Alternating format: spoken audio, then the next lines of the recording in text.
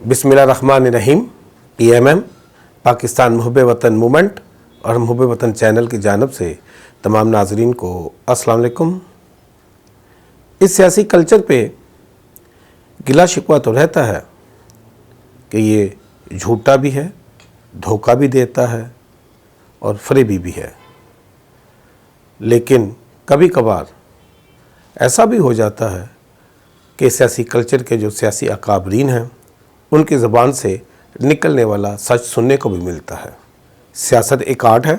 ये आज नई हिकमत अमली सामने आई जिससे नामुमकिन को मुमकिन भी बनाया जा सकता है। देखा जाए तो ये बिल्कुल एक तल्ख सच भी है। अगर हम अपनी सियासी एकेडमी को देखें तो उसमें जितने भी मंझे हुए सियासी अदाकार हैं उनके पास ये हुनर भी है, महारत भी है और वक्त के साथ साथ मुनाफिकाना मैच्योरिटी रखने वाले तो कुछ भी कर सकते हैं। वो अपनी ख्वाहिशात के लिए, अपने मफादात के लिए हर नामुमकिन को मुमकिन बनाने का बेहतरीन आर्ट जानते हैं। कितना अजीब लगता है अगर ये कहें कि मुल्की अपोजिशन हो या हुकूमत, दोनों ही अवाम को सराहते हैं। अगर हम अपोजिशन की कामयाबियों की बात कर लें जिनको वो कहती है या समझती है, तो उसमें भी उनका जो सेहरा है वो अवाम के सर जाता है कि ये अवाम के साथ ही मुमकिन हुआ। अगर हुकूमत की हम बात कर लें, वो भी अपनी तमाम कामयाबियों के लिए अवाम को ही मुबारकबाद देते नज़र आते हैं। इसमें अवाम का साथ उनके साथ था, चले दोनों के साथ अवाम का साथ था। अगर अवाम दोनों के साथ है तो फिर शायद वो अपने ही साथ नहीं है। यही वजह है कि अवाम की ये ख्वाहिश ये है कि यहाँ पर अपोजिशन और हुकूमत को साथ देकर अपना इस्तेसाल करवाया जाए, अपने हुकूक से महरूम रहा जाए, खुदकशियों को बर्दाश्त किया जाए, मुफलिसी में भटका जाए, बेरोज़गारी को अपना मुकद्दर बनाया जाए। बहरकैफ नाजरीन, आज एक हुकूमत की तरफ से एक मार्का था जिसमें पाकिस्तान के जो वज़ीर आज़म हैं उन्होंने एतमाद का वोट लेना था। हमने अपने वीडियो में ये पहले ही कह दिया था कि इसके कभी इम्कान है कि एतमाद का वोट वज़ीर आज़म को ज़रूर मिलेगा। उसकी वजह यह है कि उनकी एक खातून रुकन फौजिया अरशद, उन्होंने 174 वोट लिए थे, जो इस बात की निशानदही करता है कि उनके जो अरकान हैं उनकी अगर कहीं डील हुई है तो सिर्फ हफीज़ शेख तक वो महदूद है। वही हुआ। आज वज़ीर आज़म पाकिस्तान ने 178 वोट लिए, कहने को फिर सेनेट नशिस्त में जो 174 हैं उससे भी 4 मज़ीद वोट उनको मिले।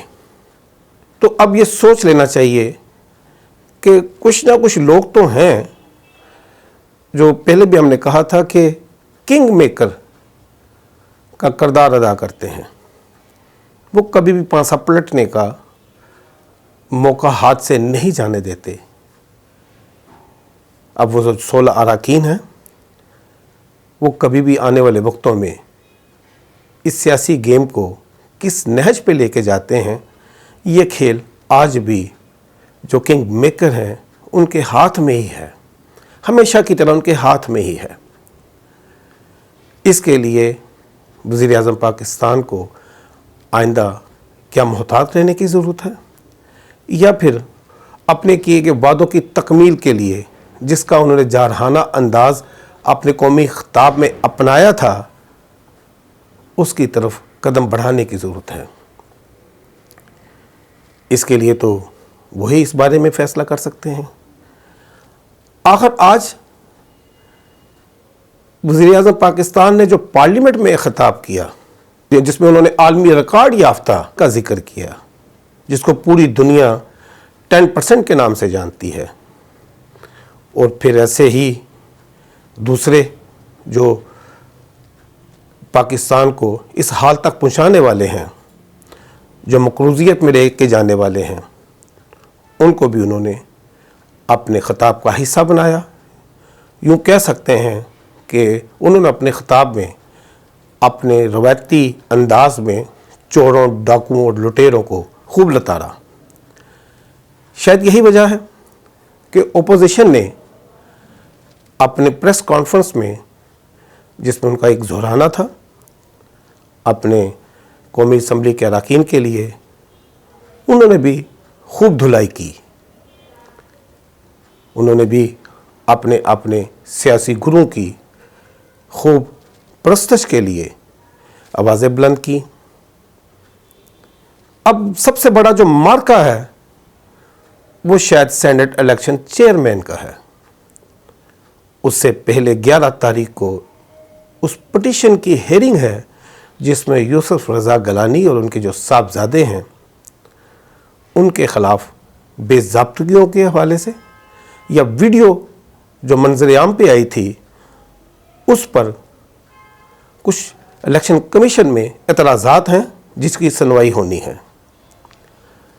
इस पे क्या नतीजा आता है, ये भी हमने कहा था नाजरीन कि यूसुफ रज़ा गिलानी जो कि पीडीएम के प्लेटफॉर्म से सेनेटर के मुतफ़िका उम्मीदवार हैं, ये कहा जा रहा है कि वो इस वक्त बेहतरीन चॉइस में जा रहे हैं और शायद वो जीत भी जाएं।